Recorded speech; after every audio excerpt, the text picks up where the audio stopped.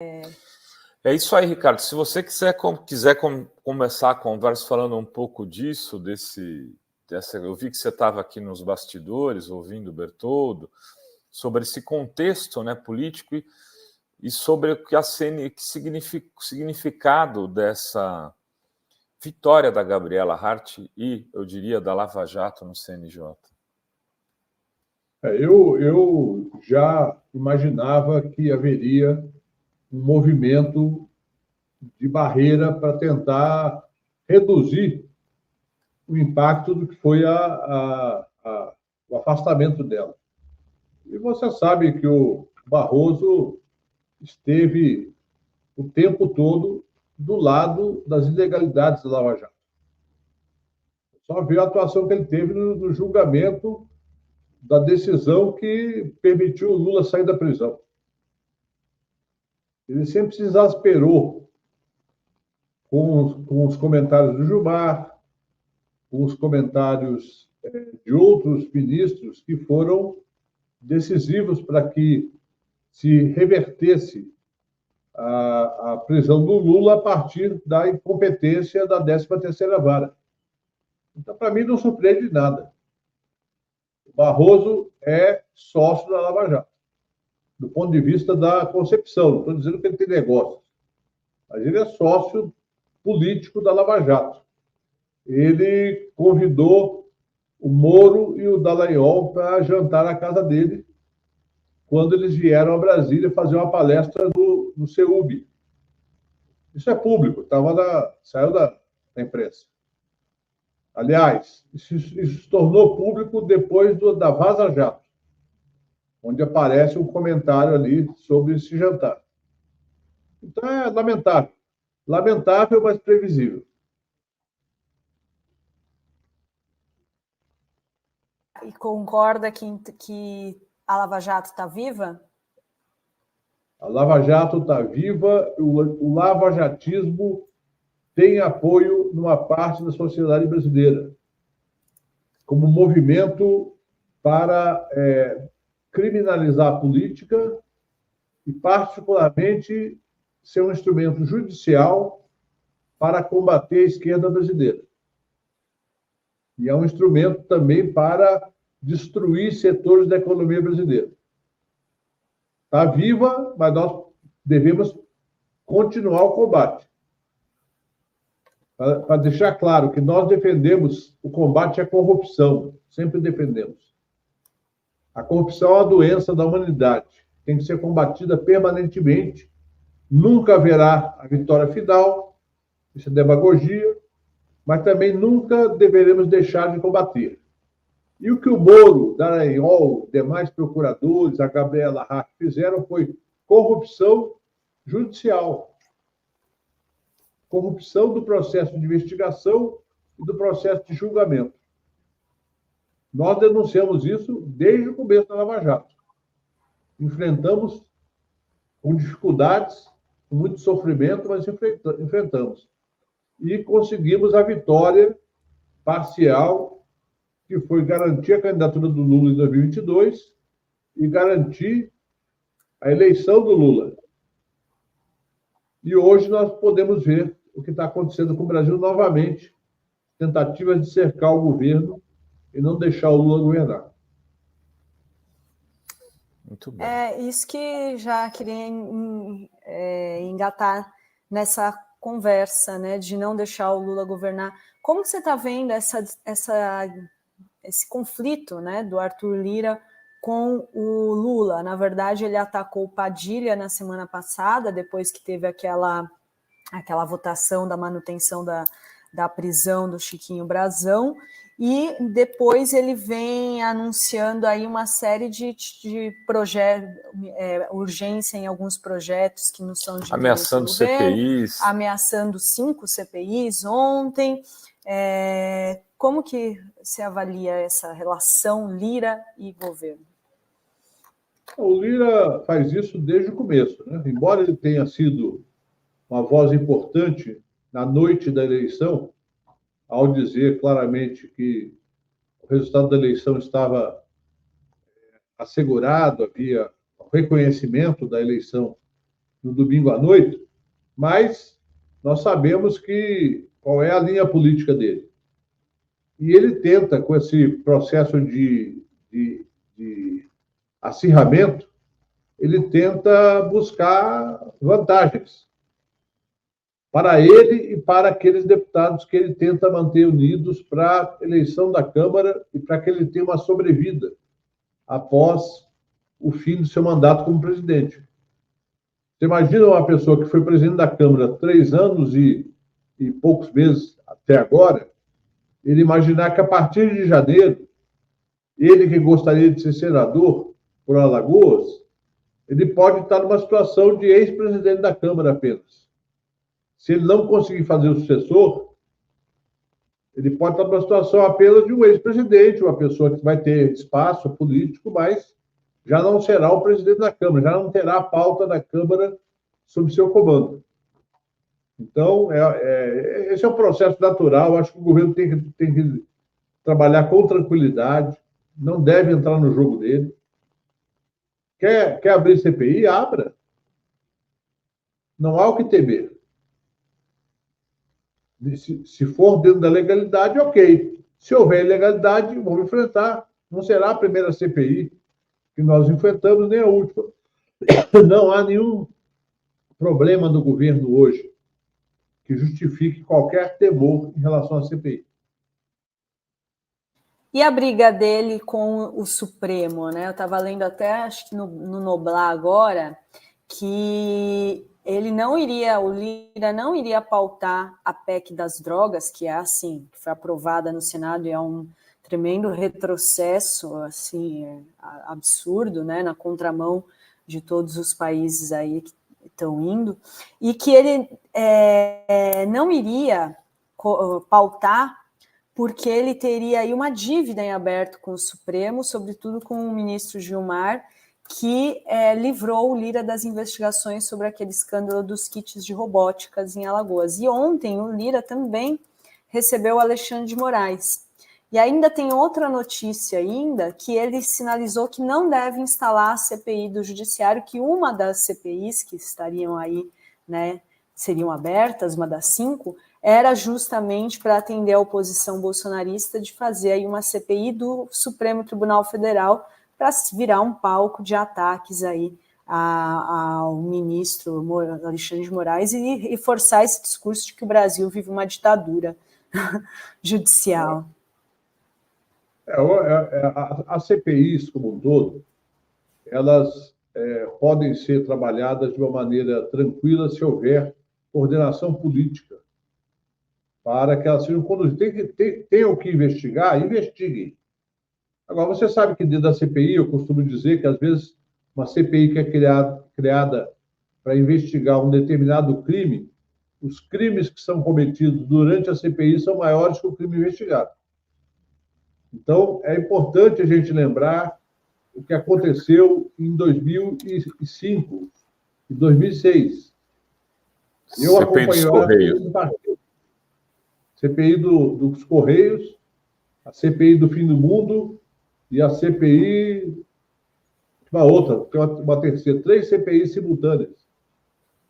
E a gente coordenava para quê? Vamos trabalhar para combater as mentiras. Na época, as redes sociais não tinham força ainda, mas só existia o Orkut e estava começando o Facebook, salvo engano.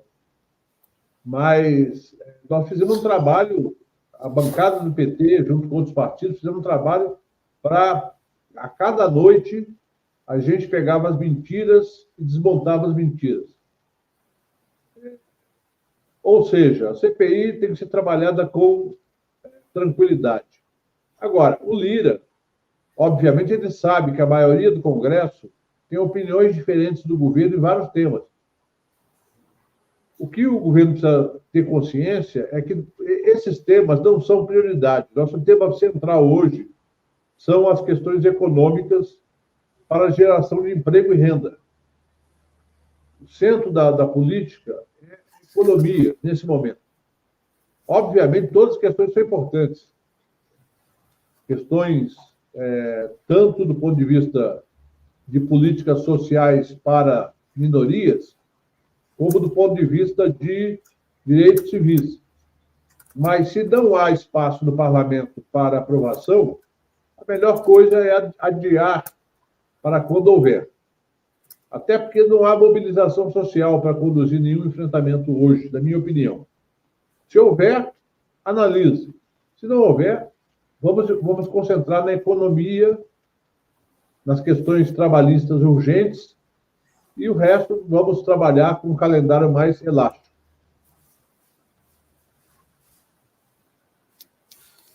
Muito bem. Berzoni, você falou que o centro da política é a economia. Pedi até para o Gui colocar aqui na manchete, nesse momento, né? Você frisou.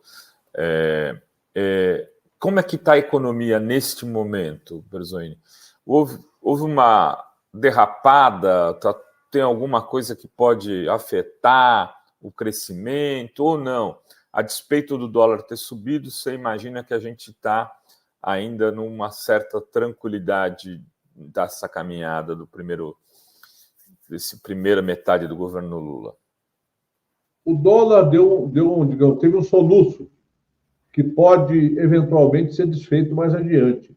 É bom lembrar que o dólar está flutuando nessa faixa entre 4,80 e 5,25, 5,30 já há algum tempo. O Brasil tem sólidas reservas cambiais e tem um sólido também superávit na balança comercial. Então, não tem nenhuma razão material para o dólar ficar mais alto por mais tempo ou subir mais.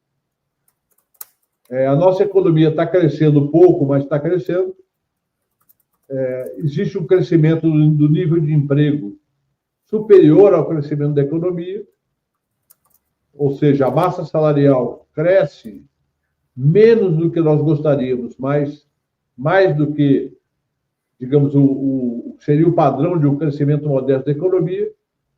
Então, na minha opinião, a economia hoje está mais para positiva do que para negativa. Você sabe a minha opinião sobre o arcabouço fiscal, é que eu acho que o governo cometeu um pequeno erro, não é um grande erro, um pequeno erro, que foi fazer uma projeção muito, digamos, ousada de déficit zero, superávit no ano que vem, e um outro superávit ainda maior para 2026. Não há condições econômicas do Brasil para isso. A previsão das despesas previdenciárias é crescente. As demandas sociais são crescentes. Tem categorias federais com um arroz salarial dos governos Temer e Bolsonaro. E o governo não precisa repor tudo de uma vez, vai ter que repor uma parte. Então, se o governo tivesse feito um discurso claro de que nós temos compromissos e nós vamos cuidar da questão fiscal para que no futuro, num segundo mandato, eventualmente, se tenha superávit. Mas a trajetória da dívida... Olha, nossa dívida é pequena em relação ao resto do mundo. E, lamentavelmente, o Banco Central age como se não fosse. Quando faz uma política de juros altos, eles ignoram que o Brasil tem uma dívida relativamente pequena, tem reservas cambiais potentes e tem o Tesouro Nacional com um manejo do endividamento interno absolutamente sob controle. Então, veja, a economia não está mal, esse soluço do dólar, uma parte é nossa, outra parte é da conjuntura internacional, e é um soluço, é momentâneo. Não há razão estrutural para o dólar subir mais. E a questão do preço dos alimentos? Porque ainda é uma coisa que pega, né? Entre todos, assim, reclamam, né? Você vai no supermercado, as coisas estão caras, isso dá... O governo tem trabalhado para evitar que a próxima safra tenha aí os preços altos? Então, vamos separar os alimentos em 3 bandas. As carnes estão mais baratas que um ano atrás. Carne bovina, principalmente, carne de porco e carne de aves. Estão mais baratas que um ano atrás. O arroz subiu muito. O feijão não subiu igual ao arroz. O feijão está relativamente sob controle. O arroz, que muita gente é viciada em arroz, eu não como arroz, então não tenho esse problema. Mas muita gente é viciada em arroz. Arroz não tem nutriente nenhum, aquilo lá é só carboidrato. Então, como mais feijão e menos arroz. Vai brincando, que o povo brasileiro gosta de arroz. Tem jeito. É um prato fundamental. Houve, no meu entendimento, a falta de planejamento da Conab. Da Conab tem que cuidar, agora o arroz começou a cair já. Se voltar para o patamar de 17, 18 reais até o meio do ano, a Conab tem que fazer estoque para a próxima entre-safra. E, se for o caso, importar arroz. Um dos papéis do Ministério da Agricultura é prever a necessidade de importação de alguns alimentos, para manter o preço baixo. Aí a terceira vertente, que está todo mundo reclamando com razão, são os hortifrutis. Que, por razões principalmente climáticas, todos eles subiram muito. Quase todos estão acima de R$10 o quilo. O que, para quem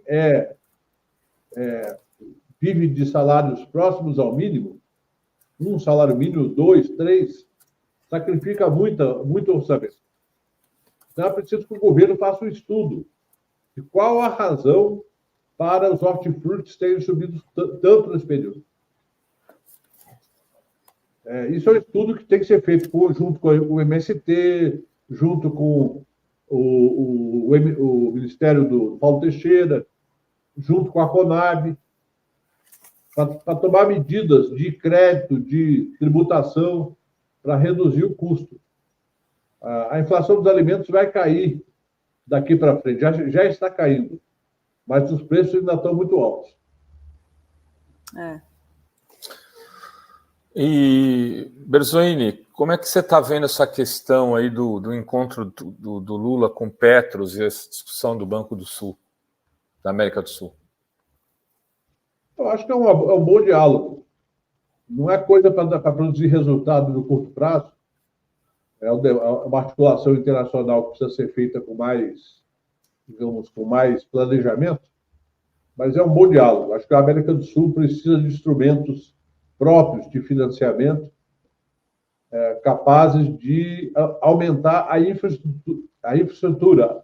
O Brasil é um país com uma infra muito precária. E a América do Sul, como um todo, tem um problema grave. Como tem a Cordilheira dos Andes, vias, tanto rodovias quanto ferrovias, para interligar o continente. O ideal seria fazer pelo menos 2 ferrovias de média velocidade que pudessem interligar, mas você tem um obstáculo geográfico que não é simples de suplantar. A China tem interesse de financiar, a China tem tecnologia para implantar as ferrovias mais rapidamente, e é possível fazer um bom arranjo se o Brasil, a Colômbia... Agora, a Argentina, infelizmente, está com esse psicopata lá na presidência, mas, eventualmente, você pode fazer a associação com o Peru e com outros países para fazer a interligação de uma maneira mais estruturada. Nossa, já pensou? A América Latina toda com ferrovias, trem, que incrível, né? Deixa eu ler aqui os superchats. A Lourdes Machado diz: as fraudes de Moro só foram adiante porque o projeto tinha o apoio do Supremo e dos Estados Unidos. Só dessa forma, um analfabeto funcional como o Moro tenha ido tão longe. O Fazo Ellison, advogado antifascista, diz: será que o Barroso estava na festa da cueca? O Luiz Carlos Reis diz: Fazo Ellison mandou bem sobre a orgia das cuecas, mas há outra suspeita, por exemplo, a CSC5. E a Lilian Nazaré, nossa membra aqui, diz: eu também não entendo esse medo de CPI, se quer abrir, abra, e vamos para cima dele lutar, afinal, ser de esquerda é símbolo de luta. É isso aí. Lilian. E já vamos liberar o Ricardo. E essa história do que o governo vai precisar de 50 bilhões em receitas? Ontem estava muita gente, né, muitos jornais todos falando disso. Como que vai conseguir 50 bilhões de receitas extras para cumprir a meta em 2025, Ricardo? Não, por isso que é um erro, né? O erro está na origem. Quando se define uma meta muito ambiciosa, ou você corta gastos, ou você aumenta receitas. Eu já dei a receita aqui na Fórum, em outros locais também. É só tributar os dividendos. Eu não entendo esse medo que a Fazenda tem de apresentar um projeto para a nação discutir, projeto de lei ordinário, dizendo o seguinte, está revogado o parágrafo, o artigo da lei do imposto de renda da pessoa física que isenta dividendos. Aí o Roberto Setúbal, o Gerdau, a cúpula do Bradesco, da Vale do Rio Douro, vai todo mundo pagar. Você pode até isentar os pequenos investidores. Pega o pessoal que tem até 500 mil na Bolsa. 500 mil já não é tão pequeno assim, né? Mas vamos imaginar, você tem 500 mil na Bolsa. Banco do Brasil, Vale do Rio Doce, Petrobras, isenta. Esse eu só contra isentar, mas isenta, para facilitar a tramitação. Agora, não é possível que o Roberto Setúbal, que a família Vilela, que a família Moreira Salles, que o pessoal da 3G, aí, o Lehman, o Sicupira, que os donos do Banco Safra, não pagam imposto de renda e o trabalhador com pouco mais de 2 salários mínimos paga imposto de renda. 27,5%, né? Por que esse medo? Acho que esse é um debate que o Lula pode assumir e ganhar todo o país. Estamos acabando com a moleza de bilionário não pagar imposto no Brasil. E pode dizer claramente, o Brasil é o único país de economia relevante onde há essa isenção. Nos Estados Unidos, chega a 40%. Na Europa, varia de 25% a 56%. Daria para arrecadar, Adri e Renato, 180 bilhões de reais por ano. Estava resolvido a meta. Acabar com a distribuição de juros sobre capital próprio, arrecada mais 60 bilhões. E se fizer uma alíquota de 35% na tabela do imposto de renda, para quem ganha mais do que 60 mil reais por mês, dá mais 28 bilhões. Então, por que não? Já que todo mundo gosta de ter superávit fiscal, né? Quem é contra o superávit fiscal? Eu sou, mas qual bilionário que vai dizer que é contra? Não diz. E você sabe que eles gostam de ter a renda tributada no Brasil e fazer compras em Paris. Eles não querem pagar imposto em Paris, querem pagar imposto aqui. Que aqui não paga. Então, vamos acabar com esse medo. Haddad, estou te pedindo encarecidamente, Haddad, manda para o Congresso esse ano ainda o programa de tributação de renda e patrimônio, que faz parte da reforma tributária. Essa reforma tributária do consumo não mexe, ela é boa para o país, mas não mexe na tributação dos ricos. É isso aí, um apelo. Só imagino os editoriais dos jornais detonando. Pergunta para o Estadão como é que ele consegue sobreviver 20 anos com prejuízo. Um patrimônio líquido negativo. Pergunta para eles. Sabe por quê? Porque os banqueiros financiam o Estadão. É isso aí. E pode me processar, que eu provo.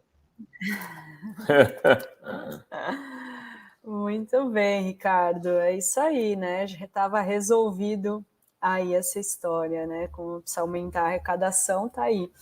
Muito obrigada, Ricardo. Até a próxima. Muito obrigado, bom papo. Até a próxima. Até. Valeu. Tudo bom. Bom fim de semana.